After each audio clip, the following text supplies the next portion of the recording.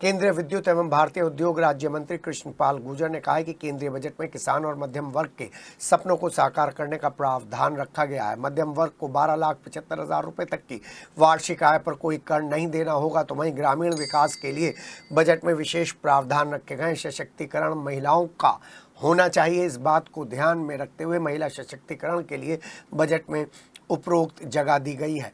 माल road स्थित Pandit Deendayal Upadhyay management college में शुक्रवार को केंद्रीय बजट पर प्रबुद्ध वर्ग की संगोष्ठी में मुख्य वक्ता के रूप में केंद्रीय राज्य मंत्री कृष्णपाल गुर्जर ने कहा कि 12 लाख तक की आय वाले वेतनभोगी करदाताओं को राहत मिली है। वहीं 75,000 रुपये की मानक कटौती के कारण अब यह कटौती 12,75 हो गई है। आयकर स्लैब की दरों में भी बदलाव किया गया है। वरिष्ठ नागरिकों को भी राहत दी जा रही है। ब्याज से होने वाली आय पर टीडीएस सीमा को 50,000 रुपये से बढ़ाकर 1 लाख कर दिया गया है। ये विकसित भारत की आकांक्षाओं को पूरा करने वाला बजट है, क्योंकि पिछले 10 साल में आप देखेंगे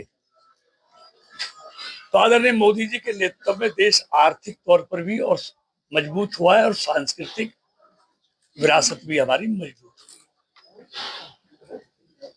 भारत दुनिया की सबसे आज तेज गति से बढ़ने वाली अर्थव्यवस्था है।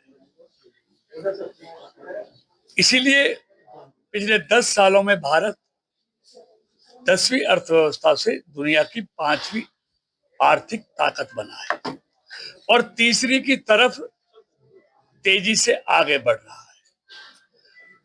तो आम अन्नदाता, नारी शक्ति, युवा, उस पर फोकस है और इस बजट में जो मध्यम मीडियम क्लास है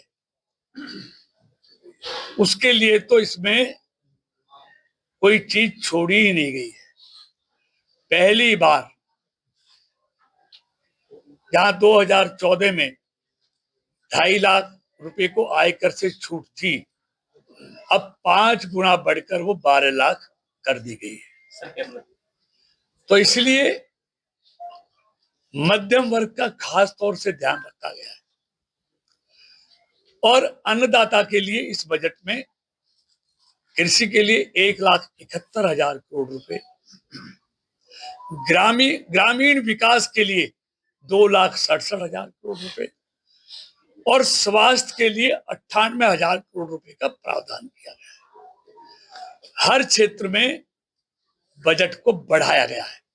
आज मोदी सरकार में महंगाई की दर कभी भी 2 अंकों से पार नहीं गई।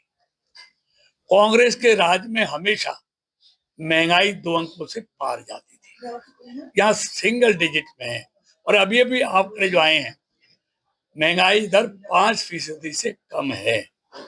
अगर दुनिया की तुलना में देखेंगे आप तो सबसे कम पैसा खाने में आज भारत में खर्च होता है।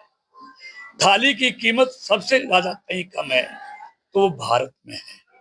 तो इसलिए महंगाई भारत में दुनिया की अपेक्षा बहुत कम है और वो थाली से देखी जाती है।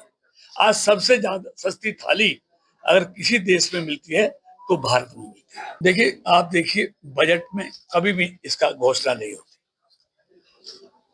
रबी का मौसम आता है तब फसलों की कीमतों की घोषणा होती है और जब खरीफ की फसलें आती है तो तब खरीफ की फसलों की घोषणा होती है।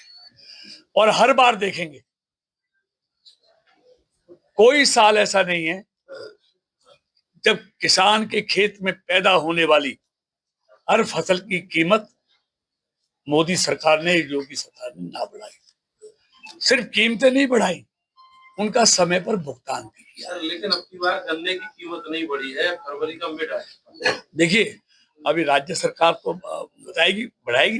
मैंने कहा ना, हर साल बढ़ती है और बढ़ती नहीं है। यही वो उत्तर प्रदेश है जहां गन्ना किसान पेमेंट के लिए मारा फिरता था, कोई सुनता नहीं था।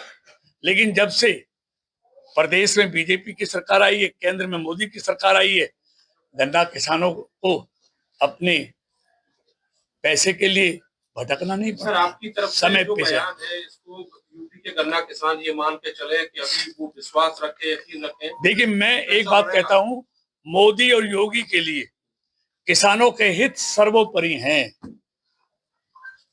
उनके लिए किसान भगवान हैं। वो किसी को भी नाराज कर सकते हैं, लेकिन किसान रूपी भगवान को कभी मोदी और योगी की सरकार नाराज नहीं कर सकती।